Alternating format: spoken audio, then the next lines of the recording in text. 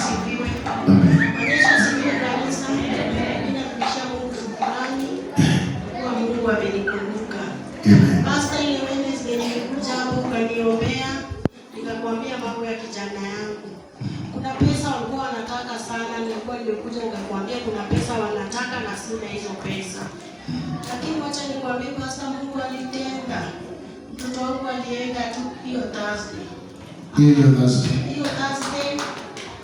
Hiyo Thursday ndio waliondoka hapa. Friday wakaenda direct mpaka airport. Friday akakuwa ameshafika Dubai. Ninashukuru sana kwa hiyo habari. Na hapo Dubai sasa hivi. Hapo Dubai na akaingia direct kwa kazi. Nani anahitaji hiyo? Kuna mtu anahitaji hiyo? Si uchukue hiyo. Ukiona wakisema wewe chukua. Ukisikia wakisema juu ya magari, hata wewe chukua hiyo gari. Wakisema juu ya uponyaji, chukua hiyo uponyaji. Wakisema juu ya Mungu kuwabariki wakaenda ng'ambo, hata wewe chukua hiyo. Peana kwa watoto wako ama uende wewe mwenyewe. Nilikuwa nimekuambia kwa nataka 26,000. So wakati tulifika ule madam akasema lazima hiyo pesa ama nini yake iwekwe hiyo tiketi yake iwekwe pending, yani asiende usipotoa pesa. Nilikuwa nimemwambia mimi sina hiyo pesa. Akakuwa mkali sana Pastor, akakuwa mkali. Akasema hakuna mahali penye ataenda kama hakuna hiyo pesa. Nikaambia Mungu, sasa ni mimi na wewe. Secretary akanichukua akanienda kando akaniambia, wacha hao wengine walipe juu walikuwa wanaenda watu 10. Walikuwa vijana 10. Akasema wacha wengine walipe, alafu labda Mungu atakuwa amefanya roho ya huyu madam ishuke, irudi chini, tuone vile kutaenda. Mimi nikarudi pale kwa secretary, nikakaa chini. Na nilikuwa nimeomba uzi hiyo Wednesday. Nilikuwa nimeomba msichana pale uzi. Nikaambia kijana yangu, sasa weka hii uzi kwa mdomo. Sababu mimi sina hata shilingi moja. Ukamwambia kitu cha msaidia ni sio pesa. Si pesa. Weka hii uzi kwa mdomo. Na ukaya.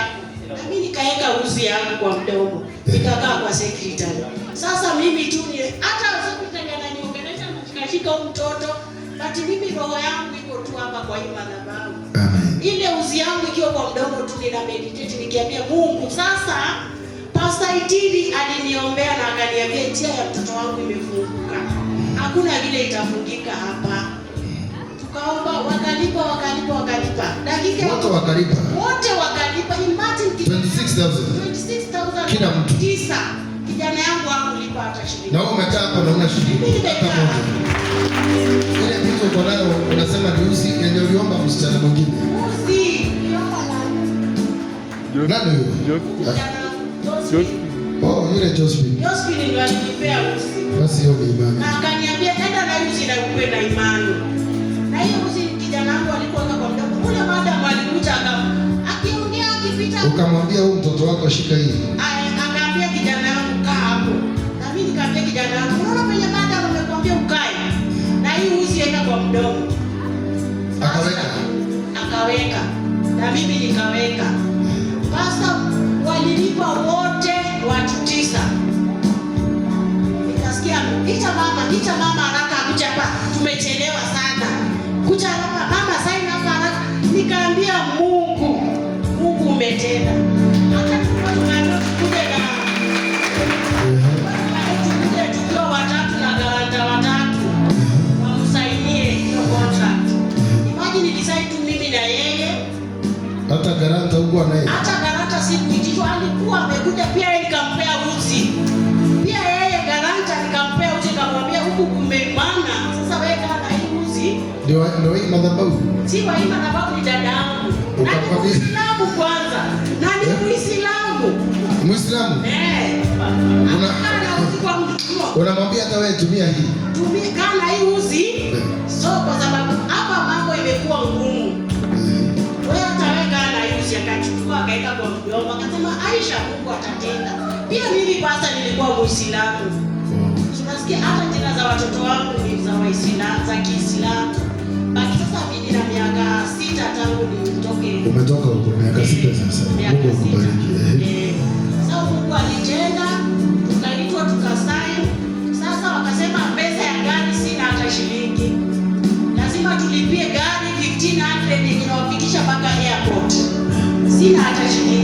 Tena hiyo hata hiyo hauna? Sina hata bomu pasta. Mimi nilienda pale hata fare nilipewa na kijana mwingine fare ya kwenda hapo kwa hiyo ofisi.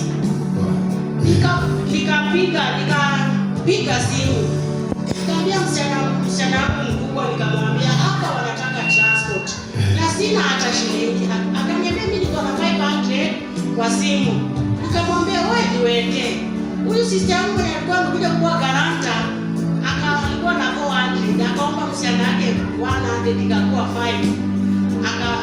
Akaniwekea kwa simu. Kuna kijana tu imagine alikuwa hapo tu akaniambia mama, naweza kusaidia 500. Akaniwekea kwa simu na hivyo ndio fare ya kijana yangu ilijaa. Ikapatikana hiyo. Na by Friday akaenda. So ninaomba tu tumuombee Mungu tu, huko pia inafika mahali pa kupata pesa inaleta shida tu. Kama msichana wangu bado ako na changamoto, tutaombea. Ako na changamoto. Ikifika wakati yenye anataka kupata mshahara, spini shetani anaingia. Hiyo roho lazima ishinde. Muinulie mikono, mwambie kwa jina la Yesu. Watoto wako wote Mungu awapiganie, awafungulie njia, wakujengee na wabariki maisha yako katika jina la Yesu.